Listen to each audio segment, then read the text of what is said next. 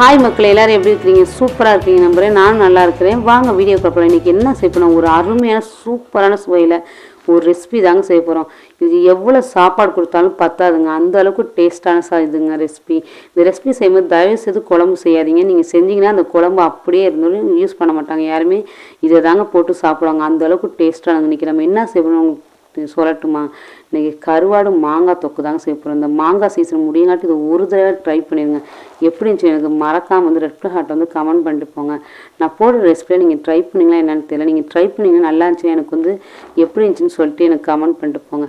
இந்த ஊற வச்ச கருவாடு ஒரு சும்மா ஒரு லைட்டாக டோஸ்ட்டு பண்ணால் போதும். ரொம்ப டோஸ்ட் பண்ண அவசியம் இல்லை. இது வஞ்சர மீன் கரைஞ்சி போயாங்க. லேசாக டோஸ்ட் பண்ணி தனியாக எடுத்து வச்சுக்கோங்க. அதே எண்ணெயில் கடுகு பொரிட்டுருங்க. அதுக்கப்புறம் சீரகம் போட்டுக்கோங்க, வெங்காயம், பச்சை மிளகா, கருவேப்பிலை, தக்காளி, மாங்காய், அதுக்கப்புறம் பார்த்திங்கன்னா மிளகாத்தூள், மஞ்சத்தூள், மல்லித்தூள் எல்லாத்தையும் ஒன்றா சேர்த்துருங்க. வெங்காயம் வதங்கிட்டு தக்காளி வதங்கிட்டு சேர்க்கணுங்கிற அவசியமே இல்லைங்க. எல்லாத்தையுமே எண்ணெய் காஞ்சதுக்கப்புறம் கடுகை மட்டும் பொரிய விட்டு இது எல்லாத்தையும் ஒன்றா சேர்த்து போட்டு வதக்கினீங்கன்னா போதும். வேலை சீக்கிரம் முடிஞ்சுங்க. டக்குன்னு மூடி வச்சிங்கன்னா இது எல்லாமே வதங்கிடும். அந்த வெந்து அப்படி எண்ணெய் பிரிஞ்சு வருங்க. அந்த ஸ்டேஜ் தாங்க எனக்கு கரெக்டான ஸ்டேஜ்.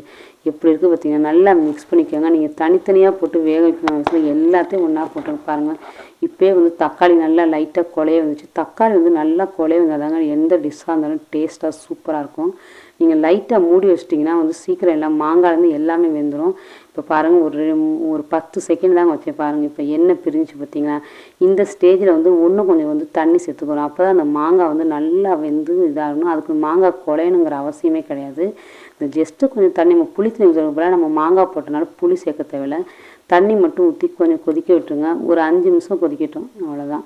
எப்படி ரெடி ஆகிடுச்சு பார்த்தீங்களா? சும்மா தழும்பு எப்படி இருக்குது, எண்ணெய் பாருங்கள் அந்த பார்டரில் அப்படியே இருக்குது. இப்போ அந்த ஸ்டேஜில் நம்ம வறுத்து வச்சுக்கோங்க பார்த்தீங்களா, அந்த கருவாடை அப்படியே நுணுக்கி தூவி விடுங்களேன். கொஞ்சம் நேரத்தில் கிண்டி பார்த்தீங்கன்னா அந்த கருவாடு போட்ட தடமே இருக்காது. இந்த கருவாடில் செய்யணும் மட்டும் அவசியம் இல்லை. நீங்கள் நெத்திலி கருவாடு என்ன கருவாடு இருக்கோ அந்த கருவாடு செய்யுங்க. டேஸ்ட்டு வைஸ் சூப்பராக இருக்குங்க. டேஸ்ட்டுக்கு நான் கேரண்டிங்க. இது செய்யும்போது கண்டிப்பாக சாப்பாடு நிறைய குழம்பு தயவுசெய்து செய்யாதீங்க. இந்த தொக்கை போட்டு தான் சாப்பிடுவாங்க. சூப்பராக இருக்குங்க. அவ்வளோ டேஸ்ட்டாக இருந்துச்சு. சொல்லும் போது எனக்கு டெம்ட் ஆகுது, சொல்ல முடியலங்க. இது மாதிரி நீங்கள் வீடியோ ஃபஸ்ட் டைம் பார்க்குறீங்கன்னா சப்ஸ்கிரைப் பண்ணுங்கள், லைக் பண்ணுங்கள், ஷேர் பண்ணுங்கள். மறக்காமல் அந்த பெல் பட்டன் எனக்காக தட்டிவிட்டு போங்க. அப்போ தான் நான் போடுற வீடியோ உங்களுக்கு நோட்டிஃபிகேஷன் வரும். இந்த லாங் வீடியோக்கு சப்போர்ட் பண்ணுங்கள்.